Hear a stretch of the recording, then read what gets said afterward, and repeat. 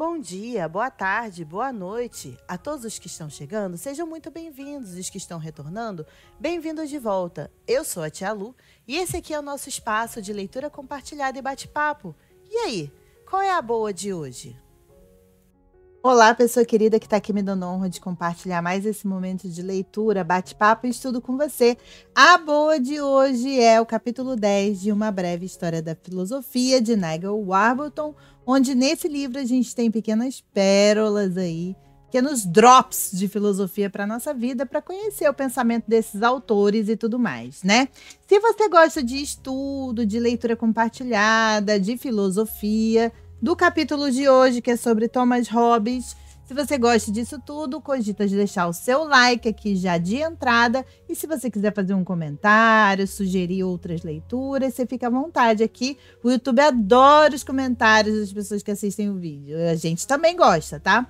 E, além disso, se você gosta de leituras em geral, de temas dos mais variados, né? De livros lidos com comentários da Tia Lu, então, te convido a se inscrever aqui no canal e acompanhar todas as nossas leituras que temos por aqui.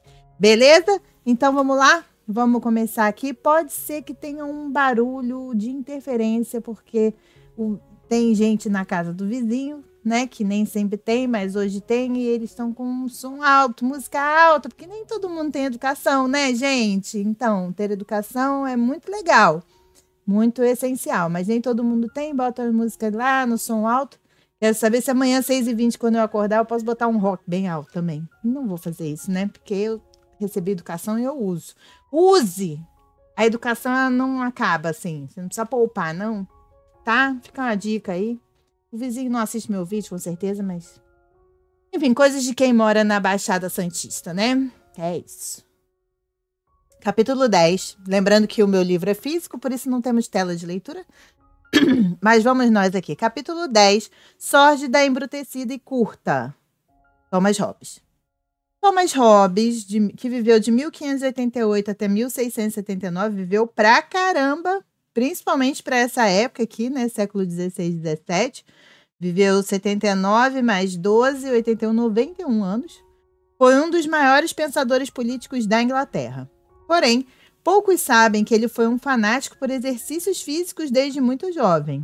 Bom, talvez por isso tenha vivido 91 anos nessa época. Hobbes costumava sair toda manhã para uma longa caminhada e subir colinas altas até perder o fôlego. Carregava uma bengala especial feita com um tinteiro na ponta, caso tivesse alguma boa ideia enquanto estivesse fora.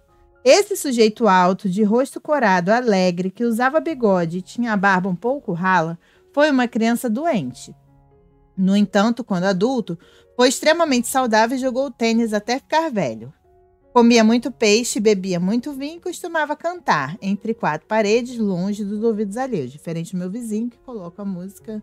Mas ele não canta, né? Quem canta é a caixinha de som. Para exercitar os pulmões. E, obviamente, como a maioria dos filósofos, tinha uma mente extremamente dinâmica. O resultado foi que ele viveu até os 91 anos. A gente já sabia disso, a gente fez a conta. Uma idade excepcional para o século XVII, quando a expectativa de vida média era de 35 anos. Não muito longe daqui, a expectativa de vida era 35 anos. Eu já passei 9 disso aí. Eu já estou com 44 quando estou gravando esse vídeo. Apesar de seu caráter genial, Hobbes, assim como Maquiavel, tinha uma visão negativa dos seres humanos. Como não ter? Ele acreditava que basicamente somos todos egoístas, movidos pelo medo da morte e pela esperança de ganhos pessoais. Todos nós buscamos ter poder sobre os outros, independentemente de percebermos ou não. Se você não concorda com essa descrição da humanidade, então por que tranca a porta quando sai de casa? Certamente não seria porque sabe da existência de muita gente que adoraria roubar todas as suas coisas. Mas somente algumas pessoas são egoístas, você diria. Hobbes discordava. Ele considerava que, no fundo, todos nós o somos e que só o Estado de Direito e a ameaça de punição pode manter-nos sob controle. Eu acho que ainda em 2023, o ser humano médio precisa disso. Nesse caso, concordo, né? A consequência disso, argumentava ele, era que se a sociedade se dissolvesse e tivéssemos de viver no que ele chama de estado de natureza, sem leis ou ninguém para aplicá-las, todos nós roubaríamos e mataríamos quando necessário. Ao menos teríamos de fazer isso se quiséssemos continuar vivendo. Hoje eu não coloco todo mundo nesse barco aí, não. Mas a média da humanidade está difícil. Em um mundo de recursos escassos, principalmente se estivéssemos lutando para encontrar comida e água para sobreviver, poderia até ser racional matar outra pessoa antes que ela nos matassem. Na memorável descrição de Hobbes, a vida fora da sociedade seria solitária, pobre, sórdida, embrutecida e curta. Retire o poder do Estado de impedir que as pessoas usem as terras dos outros e matem quem quer que seja, e o resultado será uma guerra interminável de todos contra todos. É difícil imaginar uma situação pior. Nesse mundo sem leis, nem mesmo o mais forte estaria seguro por muito tempo. Todos nós precisamos dormir e, enquanto estamos adormecidos, somos vulneráveis ao ataque. É por isso que numa party de RPG, ninguém dorme ao mesmo tempo, né? Tem que fazer turno de vigia. Até o mais fraco, se esperto o suficiente, seria capaz de destruir o mais forte. Talvez você pense que uma das maneiras de evitar ser morto seria se juntar aos amigos. O problema é que não se pode ter certeza de que as pessoas são confiáveis. Se outros prometem nos ajudar, pode ser que em alguns momentos seja do interesse deles quebrar suas promessas. Qualquer atividade humana que requer a cooperação, como plantar alimentos em larga escala ou construir prédios, seria impossível sem um nível básico de confiança.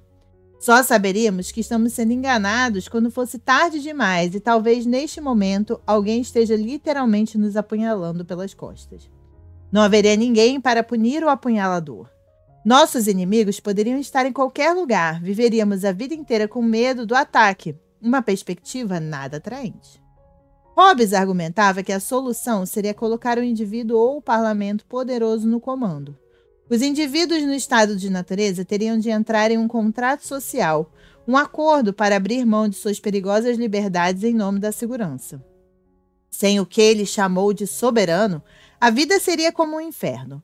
O soberano receberia o direito de impor severas punições a qualquer um que pisasse fora da linha. Hobbes acreditava que reconheceríamos como importantes algumas leis naturais, como a de que deveríamos tratar os outros como gostaríamos de ser tratados. As leis não servem para nada se não há alguém ou algo forte o suficiente para fazer com que todos as sigam.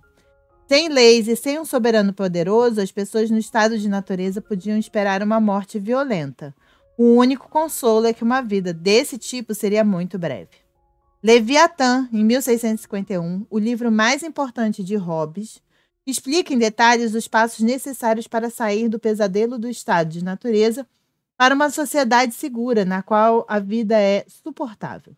Leviatã é um monstro marinho gigantesco descrito na Bíblia. Para Hobbes, ele era uma referência ao grande poder do Estado. O Leviatã abre com uma ilustração de um gigante em destaque sobre uma colina, segurando uma espada e um cetro. O desenho é composto de muitas pessoas bem menores, reconhecivelmente ainda indivíduos. O gigante representa o Estado poderoso, tendo como chefe um soberano. Sem um soberano, acreditava Hobbes, tudo se desintegraria, a sociedade se dividiria em indivíduos separados, prontos para destruir os outros indivíduos na busca pela sobrevivência. Uma clara crítica a sistemas anárquicos, né? Assim, ele está aqui dizendo, dentro da teoria dele, e eu não discordo de todo não, que sistemas anárquicos não funcionariam com o ser humano. Os indivíduos no estado de natureza, então, teriam razões muito boas para querer trabalhar juntas e buscar a paz. Era a única forma de se protegerem. Sem isso, suas vidas seriam terríveis. A segurança era muito mais importante do que a liberdade. O medo da morte levaria as pessoas a formarem uma sociedade. Hobbes pensava que elas concordariam em abrir mão da sua liberdade para estabelecer um contrato social com o outro. Uma promessa que permite ao soberano impor as leis. Seria melhor que as pessoas tivessem uma autoridade poderosa no comando do que lutassem umas contra as outras. Hobbes atravessou tempos difíceis, inclusive no útero. Ele nasceu prematuro, depois que a sua mãe entrou no trabalho de parto, ao ouvir que a invencível armada espanhola estava dirigindo-se para a Inglaterra e invadiria o país. Felizmente, isso não aconteceu. Depois, ele escapou dos perigos da Guerra Civil Inglesa, mudando-se para Paris, mas o medo real de que a Inglaterra pudesse facilmente condescender à monarquia perseguiu seus últimos escritos. Foi em Paris que ele escreveu Leviatã, retornando à Inglaterra logo depois de sua publicação em 1651. Assim como muitos pensadores de sua época, Hobbes não foi apenas filósofo. Ele era o que chamaríamos hoje de homem renascentista. Tinha um profundo interesse por geometria e ciência, bem como por história antiga. Aliás, era muito comum essa coisa de que hoje em dia as pessoas falam assim, eu sou de exatas, eu sou de humanas, eu sou de biológicas. Isso é uma coisa muito moderna, porque antigamente as pessoas só tinham interesses. Então o cara era um filósofo com interesse em geometria, ciência e história antiga, e é isso. E ponto. Ele não era de humanas, nem de... Entendeu? De exatas, ele era uma pessoa que tinha interesse em conhecimento em algumas áreas, e assim vamos. Essa coisa de dividir, eu também acho meio mais ou menos. Adorava a literatura quando jovem e chegou a escrevê-la e traduzi-la. Na filosofia, a qual começou a se dedicar na meia-idade, era materialista e acreditava que os seres humanos eram nada mais do que seres físicos, né? Ele não era da turma dos religiosos. A alma não existe, somos apenas corpo, o qual, em última instância, é uma máquina complexa. Os mecanismos de relógios eram a tecnologia mais avançada do século XVII. Hobbes acreditava que os músculos e os órgãos do corpo equivaliam a esses mecanismos. Ele escreveu algumas vezes sobre as molas da ação e as rodas que nos movem. Estava convencido de que todos os aspectos da existência humana, inclusive o pensamento, eram atividades físicas. Em sua filosofia, não havia espaço para a alma. Esta é uma ideia moderna que muitos cientistas sustentam atualmente, mas era radical na época de Hobbes. A maioria das pessoas era religiosa, né? Ele eram poucos materialistas, né? Logo em seguida veio o espiritismo, o kardecismo, justamente nessa, porque veio uma onda muito forte de materialismo. E é sempre assim, né? Uma coisa vem na outra, que vem na outra, é um pêndulo, né? Ele chegou, inclusive, a afirmar que Deus devia ser um objeto físico gigantesco, embora algumas pessoas interpretassem isso como uma tentativa disfarçada de declarar que era ateu. Os críticos de Hobbes pensam que ele foi longe demais ao consentir que o soberano, quer fosse um rei, uma rainha ou o parlamento, tivessem tamanho poder sobre o indivíduo na sociedade. O Estado que ele descreve seria o que hoje chamamos de autoritário, um Estado em que o soberano tem praticamente poderes ilimitados sobre os cidadãos. A paz pode ser desejável, e o medo da morte violenta, um forte incentivo para se submeter aos poderes que mantêm a paz.